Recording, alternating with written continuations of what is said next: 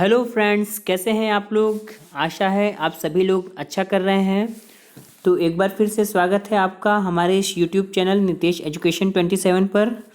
जैसा कि आपको पता है, मैं अपने इस यूट्यूब चैनल पर आपको यूजीसी नेट से रिलेटेड सारी इन्फॉर्मेशन प्रोवाइड करवाता हूं, और जो भी कोई वैकेंसी आती है असिस्टेंट प्रोफेसर की किसी कॉलेज में इंडिया में कहीं पर भी, उसके बारे में भी मैं इस यूट्यूब चैनल पर डालता रहता हूं। और यूजीसी नेट के सारे कंटेंट भी मैंने डाल रखे हैं फर्स्ट पेपर से रिलेटेड, तो आप जाके प्लेलिस्ट से सारे कंटेंट को एक्सेस कर सकते हैं।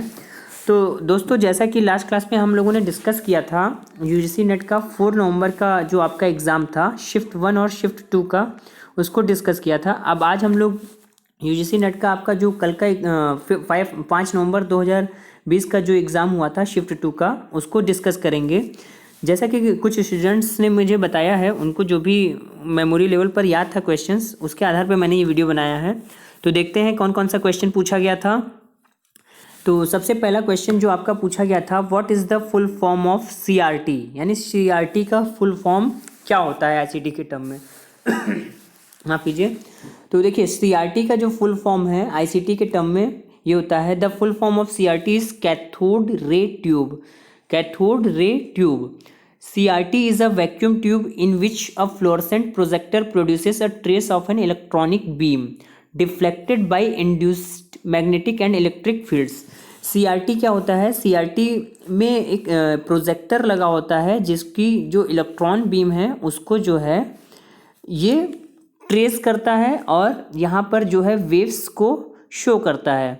ये एक 4 खाने वाला आपका स्क्रीन होती है। इसमें जो वेव्स हैं, साइनोसॉइडल वेव है, कोसाइन वेव है, ट्रायंगुलर वेव है, ये सारी चीज़ें वो डिस्प्ले करता है। तो देखिए क्या लिखा है, cathode ray tubes have the purpose of translating an electrical signal into a visual image. यानी कि बेसिकली कैथोड रे ट्यूब का मेन फंक्शन क्या है, ये इलेक्ट्रिकल सिग्नल को विजुअल इमेज में ट्रांसमिट करता है, कन्वर्ट करता है। देखिए ये जो मैंने वेव फॉर्म्स बनाई हैं, ये इलेक्ट्रिकल सिग्नल को इस स्क्रीन पर वेव फॉर्म के रूप में दिखा रहा है। तो सीआरटी का फुल फॉर्म है कैथोड रे ट्यूब, ये पूछा गया था। नेक्स्ट क्वेश्चन आपका पूछा गया था, फुल फॉर्म ऑफ सीडीएमए। तो क्या है सीडीएमए का full form? Code division multiple access. CDMA is a channel access method used by various radio communication technologies. यानी कि जो रेडियो कम्युनिकेशन टेक्नोलॉजीज हैं वो सीडीएमए का यूज़ करती हैं। आगे देखिए क्या लिखा है, CDMA is an example of multiple access where several transmitters can send information simultaneously over a single communication channel। यानी कि CDMA क्या करता है, एक तरीके का मल्टीपल एक्सेस का काम करता है। MA का एक ही सिंगल कम्युनिकेशन चैनल से हम मल्टीपल जो है एक्सेस कर सकते हैं, सेवरल ट्रांसमीटर्स के द्वारा इन्फॉर्मेशन को सेंड कर सकते हैं। एक एडिशनल इन्फॉर्मेशन मैंने ऐड की है। अब देखिए, पिछली बार CDMA पूछा गया है, तो अब मोस्ट प्रोबेबल चांसेस है GSM का फुल फॉर्म आपसे पूछा जाए। तो GSM का जो फुल फॉर्म है, the global system for mobile communication. ये क्या है? Is a standard developed by the European telecommunication standard institute ETSI to describe the protocols of second generation 2G digital cellular network.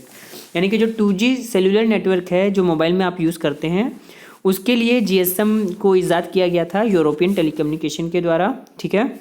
Next question आपका पूछा गया था, functions of academic council. Academic council के क्या functions होते हैं? तो functions के बारे में मैंने कुछ लाइन इसमें लिख रखी है, देखिए क्या है। कंट्रोलिंग एंड रेगुलेटिंग टीचिंग, यानी कि टीचिंग को कंट्रोल करना और रेगुलेट करना, यानी सतत रूप से चलाना। Awards the admission of students, बच्चों का एडमिशन का काम देखना।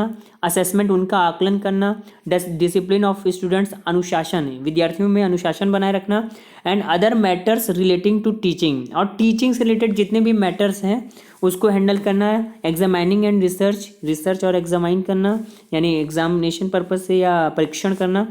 Through regulation approved by the academic council under delegated authority from the governing body. यानी कि जो भी गवर्निंग बॉडी है उसके द्वारा ये सारी चीज़ें की जाती हैं एकेडमिक काउंसिल में। नेक्स्ट क्वेश्चन पूछा गया था आपका, यह है, when was the AICTE established.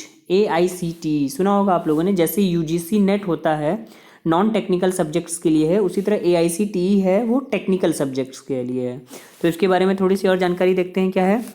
तो देखिए क्या है, AICTE क्या है यहाँ पर देखिए लिखा है AICTE। ये पूछा गया था कि कब इस्टेब्लिश हुआ था, तो सबसे पहले कब इस्टेब्लिश हुआ था आपका क्वेश्चन ये है, ये नवंबर 1945 को इस्टेब्लिश हुआ था। अब एडिशनल इन्फॉर्मेशन मैं आपको दे रहा हूँ ताकि मे बी क्लास आगे नेक्स्ट क्लास में पूछा जा सकता है, नेक्स्ट एग्जाम में। इसका हेडक्वार्टर कहाँ पर है, न्यू दिल्ली में है। अब लोकेशन मतलब इसके रीजनल सेंटर्स कह सकते हैं कहाँ कहाँ हैं, देखिए तिरुवनंतपुरम, कोलकाता, चेन्नई, कानपुर, मुंबई, वडोदरा, चंडीगढ़, गुवाहाटी, भोपाल, बेंगलोर, हैदराबाद, गुड़गांव। ठीक है, और इसके जो चेयरमैन हैं अनिल सहस्त्रबुद्धे जी हैं इसके चेयरमैन। अब देखिए क्या है इसका फुल फॉर्म देख लेते हैं, AICTE का फुल फॉर्म क्या है, the all India council for technical education. ये फुल फॉर्म पूछा जा सकता है आपका नेक्स्ट एग्जाम जो होने वाला है। ये क्या है, it's the statutory body and a national level council for technical education. देखिए ये पूछा जा सकता है कि AICTE जो है वो किस एजुकेशन के लिए है, तो वो टेक्निकल एजुकेशन के लिए है, under the department of higher education.